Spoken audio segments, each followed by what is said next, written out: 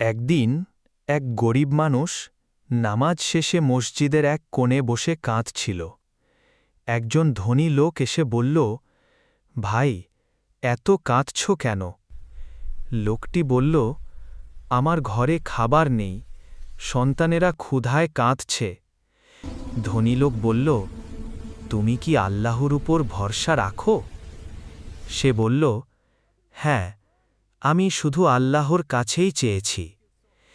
ধনী লোক চুপ করে চলে গেল। কিছুক্ষণ পর সে এক ব্যাগ খাবার ও কিছু টাকা নিয়ে ফিরে এলো। গরিব মানুষ কেঁদে বলল, দেখো, আল্লাহ আমাকে তোমার মাধ্যমে সাহায্য করলেন। ধনী লোকের চোখেও জল এসে গেল। সে বলল, তুমি আল্লাহর উপর ভরসা করেছিলে, আর আমি সেই ভরসার একটি মাধ্যম হতে পেরেছি।